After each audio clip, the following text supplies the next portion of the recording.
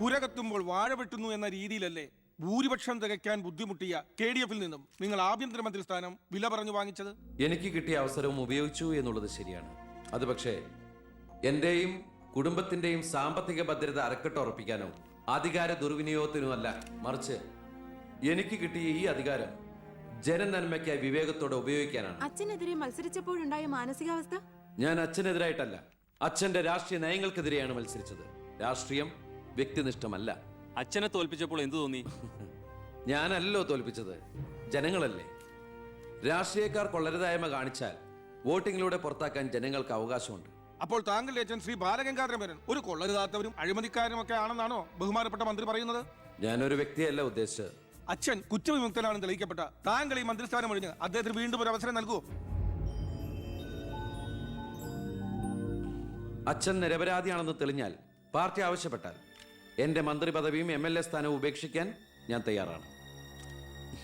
കുറച്ച് സമയം, ഒരുപാട് കാര്യങ്ങൾ. അപ്പോ നമുക്ക് വീണ്ടും കാണാം.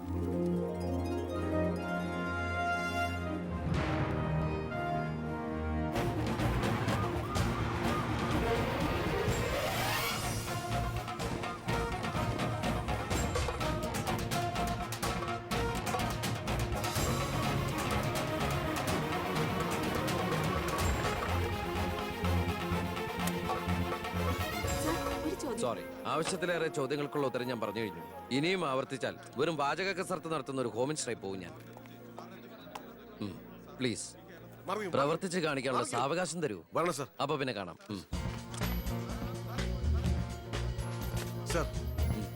സാർ പറഞ്ഞില്ലേ കറപ്ഷൻ ഇല്ലാത്ത ഓഫീസേഴ്സ്?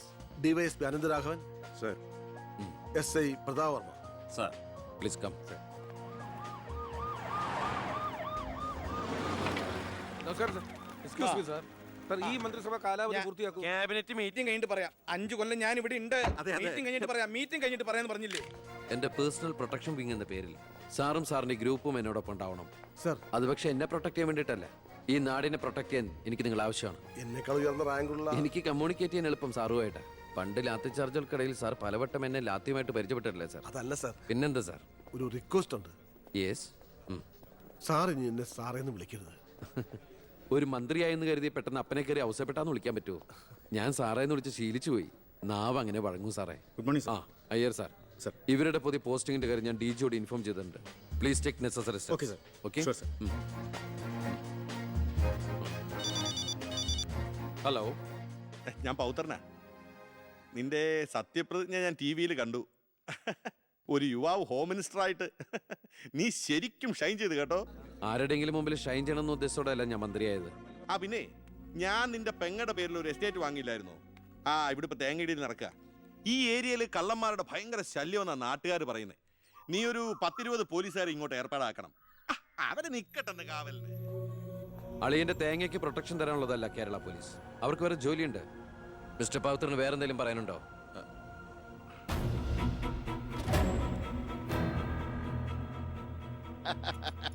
പല വകുപ്പുകളും കൈകാര്യം ചെയ്തിട്ടുണ്ടെങ്കിലും ആഭ്യന്തരം ഇതാദ്യാ. മരുന്ന് പയ്യനല്ലേ, അവന് എക്സ്പീരിയൻസ് ഇല്ലല്ലോ. അതുകൊണ്ട് ഭരണമൊക്കെ ഞാൻ തന്നെയാ. ആയിക്കോട്ടെ, വിളിയോട് വിളി. അത് പിന്നെ വിളിക്കാതിരിക്കൂ.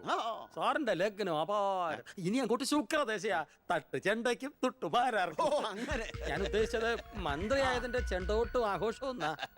ഇരിക്കടാ. ഇരിക്കേ. അച്ഛാ, ഒരു മിനിറ്റ്. അനുഗ്രഹം മേടിക്കാനായിരിക്കും. ആയിക്കോട്ടെ ആയിക്കോട്ടെ. അച്ഛൻ അവിടെ ഇരിക്കേ. ഇത് മന്ത്രിയുടെ കസേരയല്ലേ? ഇവിടെ ഇരിക്കേണ്ട ഞാൻ ഇവിടെ ഇരുന്നില്ലെങ്കിൽ അവിടെ പട്ടി കയറി ഇരുന്ന് ഇറങ്ങി. ഞാൻ ഉദ്ദേശിച്ചത് ഒരു ബനാന ടോക്കാണ്. പഴഞ്ചൊല്ല് കയ്യിൽ നിന്ന് പോയി ഉണ്ടായിരുന്നു. അച്ഛൻ ഒരുപാട് കൊല്ലായിട്ട് ഈ നാടിനു വേണ്ടി കഷ്ടപ്പെടുന്നതല്ലേ? ഇനി കുറച്ചു കാലം റെസ്റ്റ് എടുക്ക്. നമുക്ക് ആരോഗ്യമൊക്കെ നോക്കണ്ടേ? അതെ അതെ, മകൻ ഇവിടെ ഹോം മിനിസ്റ്റർ ആകട്ടെ. അച്ഛൻ ഇനി കുറച്ചു നാള് ഹോമിലെ മിനിസ്റ്റർ ആകട്ടെ. വേണ്ടല്ലേ? അമ്മേ, ഞാൻ ഓഫീസിൽ എത്തിയുള്ളൂ. പിന്നെ അച്ഛൻ അങ്ങോട്ട് വരുന്നുണ്ട്. കുറച്ചു കാലം അവിടെ കാണും. സന്തോഷായില്ലേ? അച്ഛന് ഇഷ്ടപ്പെട്ട ആഹാരങ്ങളൊക്കെ ഉണ്ടാക്കി കൊടുക്കണം. പാലടയും പ്രഥമനൊക്കെ ആയിക്കോട്ടെ. വേണമെങ്കിൽ വീട്ടിലൊരു ATM കൗണ്ടർ ഞങ്ങൾ ഏർപ്പാടാക്കി തരാം. ATM? അതെ, എനി ടൈം മദ്യം. ചുമ്മാ അടിച്ച് വീലായിട്ട് വാള് വെച്ചോട്ടെ സാർ. ഇനിയിപ്പോ ആര് ചോദിക്കാൻ? എന്തിനാ സാർ എന്ന് സമയം കളയുന്നത്? ഇപ്പൊ പോയ സന്ധിക്കുമ്പോ വീട്ടിലെത്താം. ഇവിടെ ഞങ്ങൾക്ക് 100 കൂട്ടം പണികളുണ്ടെന്നേ. അച്ഛനോട് നിന്നാലേ നമ്മുടെ പണി നടക്കത്തില്ല. എന്തൊക്കെ ആഗ്രഹങ്ങളായിരുന്നു. പോകുന്ന പോക്ക് കണ്ടില്ലേ CPU പോയ കമ്പ്യൂട്ടറിനെ പോലെ. സർ കളക്ടർ ഗോപിനാഥൻ കാണാൻ വന്നിട്ടുണ്ട്. വെയിറ്റ് ചെയ്യാൻ പറയൂ. കുറെ നേരമായി വെയിറ്റ് ചെയ്യുന്നു സർ. കുറച്ചേരം കൂടി വെയിറ്റ് ഇട്ടയ്യർ സാറേ. Okay sir. ഇയാൾ ആരാ? സ്വാമിനാഥൻ അയ്യർ, M.Com LLB, എന്റെ PA. അയ്യോ അപ്പൊ ഞാനോ? താൻ വേറെ 8ാം ക്ലാസ്സും കുസ്തിയില്ല. അപ്പൊ എന്റെ പോസ്റ്റ് എടോ, നിന്ന നിൽപ്പിൽ മറുകണ്ഠം ചാടിയ തന്നെ ഞാൻ എങ്ങനെ വിശ്വസിക്കാനാ? ഇനി തിരി അങ്ങോട്ട് ചെന്ന് അവിടെ വിശ്വസിക്കില്ല. അതെന്റെ കുറ്റമല്ല. അപ്പൊ ഞാൻ എന്ത്? താനെന്തേലും ചെയ്യും. അയ്യോ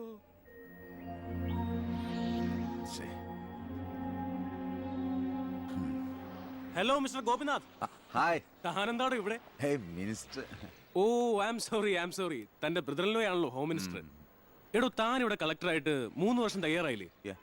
ദൂരത്തേക്ക് ഒരു ട്രാൻസ്ഫർ വരും മുമ്പ് ഇവിടെ തന്നെ ട്രൈ ചെയ്തൂടെ ഹോം സെക്രട്ടറി ആയിട്ട്? സത്യത്തിൽ ഞാൻ അതിനുവേണ്ടി തന്നെ വന്നത്. പക്ഷെ അളിയനകത്ത് ഭയങ്കര തിരക്ക്. Anyway okay then best of luck. Thank you. കഷ്ടം. മണിക്കൂർ 2 ഞാൻ കാത്തു നിൽക്കുന്നേ. എന്തൊരു തിരക്കായിരുന്നളിയാ. കേറിയപ്പോ തന്നെ ഇങ്ങനെ അളിയെ ഫയലിലേ ഒരു അളിയനും അച്ചമ്മയ്ക്കും വീട്ടില്.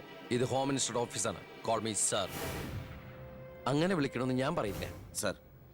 എന്തായാലും വിളിച്ചു പോയില്ലേ, ശീലായിക്കോട്ടെ. കണ്ടിന്യൂ ചെയ്തോളൂ. Anything official? No sir. Official meeting with collector scheduled at tomorrow 10:30 AM. Okay. So see you tomorrow. Sir. സാറിന്റെ അമ്മായച്ചനല്ല ഇപ്പൊ മന്ത്രി, അളിയനാ. അളിയനാള് സ്ട്രൈറ്റാ, വെള്ളച്ചിലൊന്നും നടക്കുകയല്ല. എനിക്കിട്ടും കിട്ടി തട്ട്. വിട്ടോ എന്തൊരു സ്ട്രിക്റ്റ്.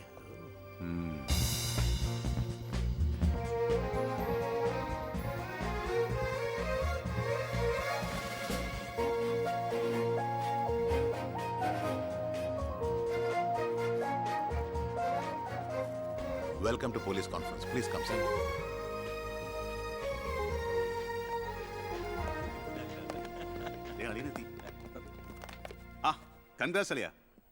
മിസ്റ്റർ DGP, നിങ്ങളുടെ പോലീസ് ഓഫീസേഴ്സ് ഹോം മിനിസ്റ്ററെ കാണുമ്പോൾ എങ്ങനെയാണ് ബിഹേവ് ചെയ്യുന്നത്? Mr. Harshan, don't you know as per protocol you have to salute your superiors? Salute the Home Minister. Sir. That's it. Keep it up.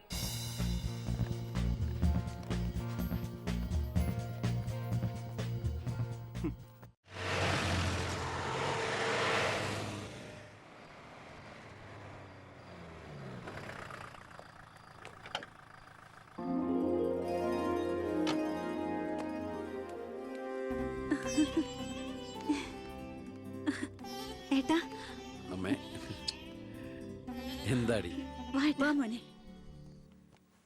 ഇരിക്കെ. ബഹുമാനൊക്കെ ഓഫീസിൽ മതി. ആര് ബഹുമാനിക്കുന്നു നിന്നെ? ഓ, ഒരു മന്ത്രി. ഞങ്ങൾ കുറെ മന്ത്രിമാരെ ചെറുപ്പം മുതൽ കണ്ടിട്ടുള്ളതാ. അച്ഛൻ മന്ത്രിയായിരുന്നപ്പോ വീട്ടു സാധനങ്ങൾ വാങ്ങുന്ന തൊട്ട് അടുക്കളപ്പണി വരെ ചെയ്യിച്ചിട്ടുണ്ട് നിന്റെ ഈ പോലീസുകാരെ കൊണ്ട്. അല്ല പെങ്ങളെ, അച്ഛനെ ഇങ്ങനെ വഴക്ക് പറയാനായിട്ട് എന്താ ഇവിടെ ഇപ്പൊ ഉണ്ടായേ? അച്ഛൻ ഇപ്പൊ മന്ത്രിയല്ലെന്നും പറഞ്ഞ് അച്ഛന്റെ മെക്കിട്ട് കയറിയണ്ടല്ലോ. ഒരു മകൻ എന്നല്ലേ ഞാൻ സഹിക്കില്ല കേട്ടോ. ഞാൻ നിന്നോടാ പറഞ്ഞത്. നിന്റെ 5-6 പോലീസുകാരെ ചോദിച്ചപ്പോ നീ പവിയനെ അപമാനിച്ചില്ലേ? ഓ, റൂട്ട് അങ്ങോട്ടാണോ? എന്നാ നീ ഒന്നോർത്തോ, തുമ്മിയ തെറിക്കുന്ന മൂക്ക നിന്റെ ഈ മന്ത്രിക്കുപ്പായം. പക്ഷെ പവിയേട്ടൻ എന്നും കാണും ഈ IPS പദവി. എന്റെ പെങ്ങളെ, ഏത് കൊമ്പത്ത് IPS കാരനായാലും ഒരു മന്ത്രിയെ കണ്ടാ ദാ ഇങ്ങനെ നിക്കണം. അതാണ് കുഴപ്പം. സംശയം ഉണ്ടെങ്കിൽ ASP എളിയനോട് ചോദിച്ചോക്ക്. എന്റെ പവിയളിയാ, പെങ്ങൾക്ക് ഈയിടെയായിട്ട് പൊതുവിജ്ഞാനം വളരെ വളരെ കുറവായിട്ട് വരികയാണ്. വന്നോ? എവിടെയായിരുന്നു? ഞാൻ നിന്നോട് 2 ചോദിക്കണമെന്ന് വിചാരിച്ചിരിക്കായിരുന്നു. എന്റെ ഭർത്താവ് നിന്നെ സാറേന്ന് വിളിക്കണം അല്ലേടാ? അയ്യയ്യേ, എന്താ അളിയന്മാരൊക്കെ ഇങ്ങനെ കൊച്ചുകുട്ടികളെ പോലെ ചീപ്പാവണേ? ഇതൊക്കെ വീട്ടിൽ വന്ന ഭാര്യമാരോട് പറഞ്ഞ അതിന്റെ മോശം നിങ്ങൾക്കല്ലേ അളിയന്മാരെ? എന്താ ASP എളിയാ? ഞാനൊന്നും പറഞ്ഞിട്ടില്ല. അശ്ശോ, ഇപ്പൊ തന്നെ ഇവിടെ എല്ലാവരും മനസ്സിലാക്കില്ല അവിടെയും എന്തൊരു കഥയുണ്ടെന്ന്. അല്ല, എന്റെ പെങ്ങന്മാരാണോ അളിയന്മാരാണോ ഇവിടെ പെണ്ണുങ്ങള്?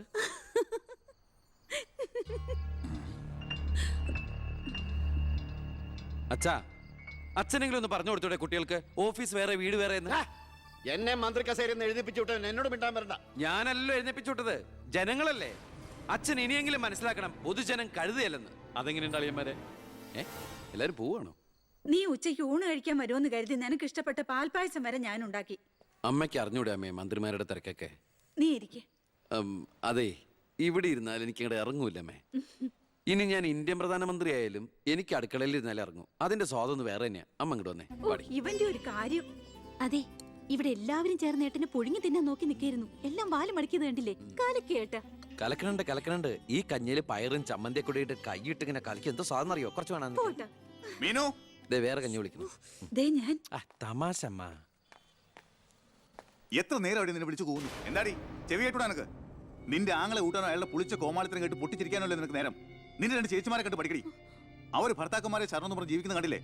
ഹ, അതെങ്ങനെയാ കണ്ണി കണ്ടവരോടൊപ്പം കറങ്ങി നടന്നൊരു വിഴുപ്പിനല്ലേ എന്റെ തലേ കെട്ടിവെച്ചത്. ദേ, അനാവശ്യം പറഞ്ഞാണ്ടല്ലോ.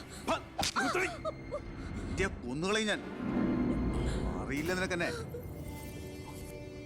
എന്റെ മനസ്സാരെങ്കിലും വേദനിപ്പിച്ച അത് ഞാൻ നിന്നോട് തീർക്കും. അളിയ ഒരു മിനിറ്റ് ഒന്നും വന്നേ. ഞാനെന്താ പറയണോന്ന് വിചാരിച്ചല്ലോ. കഞ്ഞു കുടിച്ചോണ്ടിരിക്കും. എനിക്കെന്തേലും ദേഷ്യം തോന്നിയ വിഷമം തോന്നിയ ഞാനത് നേരിട്ട് തീർക്കും. മേലാൽ ഇത് ആവർത്തിക്കരുത്. എന്താടാ അവിടെ ഒരു ശബ്ദം കേട്ടത്? വിഷു ഒക്കെ ആവാറായില്ല അമ്മ. ഞങ്ങൾ വെറുതെ പടക്കം പൊട്ടിച്ചളിച്ചാ. ഗുഡ് നൈറ്റ് അളിയ.